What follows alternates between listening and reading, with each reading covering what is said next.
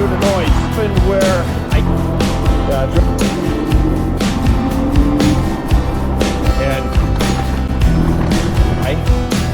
it'll be underwater. Hey there, Q20 family. Voice may be sounding a bit rough. A little bit of congestion going on. But here it is, 600-mile ride. So, how's she doing? Well, 600 miles, bike is still running great. One of the last videos I did was on the kickstand. That was on the 500-mile ride. That had loosened on me, and we did a quick Loctite tighten up of the kickstand, and that's solid. So we're good there. Previously I had mentioned about a vibration noise, not a physical vibration, but a vibration noise out of the front. Doesn't seem to be there anymore. I think that may have had more to do with temperature and just causing things to harmonically, you know, react in the cold. The S866 replacement LCD screen over here. This has worked out well. One, the battery display on it, or the battery, you know, measurement, how much battery you got. I think it's pretty much kind of useless in that it seems to react more to how much load I'm putting on the battery and less to do with the amount of battery, you know, in the bike. And I did have the one time, which I've mentioned previously, where I hadn't rode the bike in about 7 days, and for some reason as I reconnected the battery to go for a ride, it zeroed everything out. I have not had that happen again, but I have had the display get stuck on me one other time, and that was earlier today. And not a big deal, you know, just turn it off, turn it back on, and the display's good. But it does happen. I think that would be the second time that it's happened. My On For You speaker that I listen to my tunes with, it has developed a little bit of buzzing noise and occasionally popping when it's on, but I'm not playing anything through it. And so with that, still recommend the speaker for as cheap as it was, and I want to say it was like 20 bucks.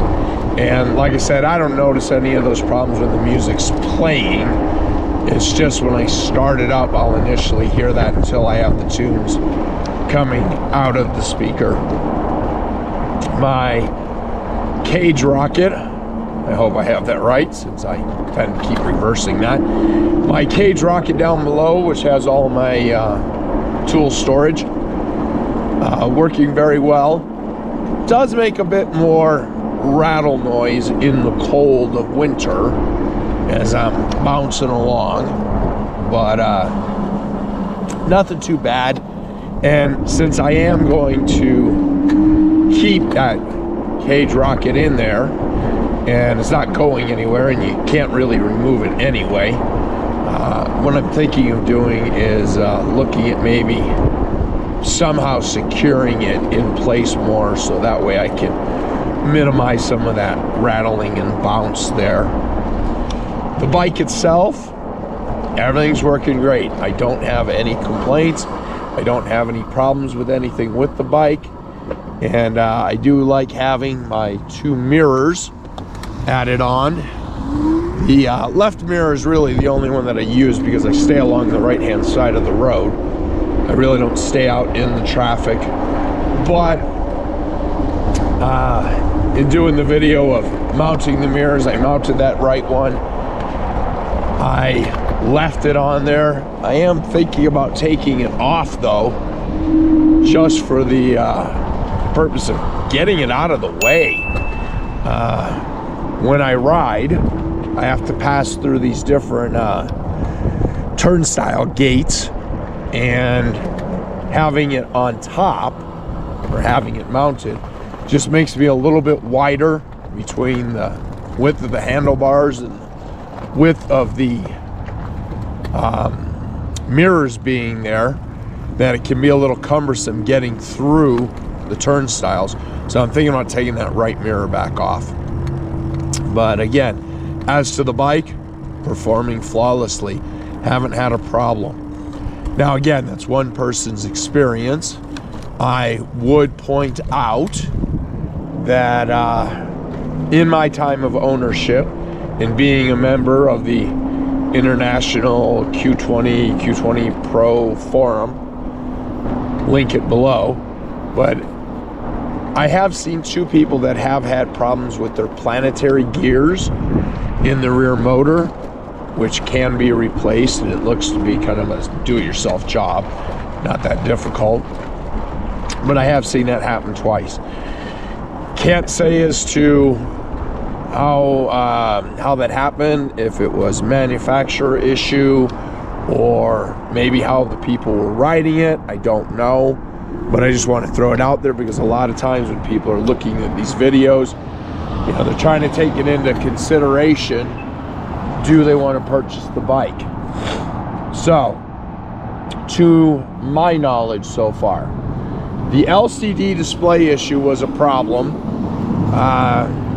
Seem to be seeing less people complaining of that, so maybe they're kind of through those bad LCDs that are out there. But again, if you were one of them, it's as simple as contacting the seller, and they're really good about getting a new one out. And then like I said, 2 planetary gear issues, and I know of one person who mentioned having a shorting of their controller, but I can't say that had anything to do with being Ridstar or manufacturer's fault. But those are the problems that I've seen people come across. So there you have it. That's the 600-mile review and ride of my Q20. And so until next time, Q20 family, ride safe.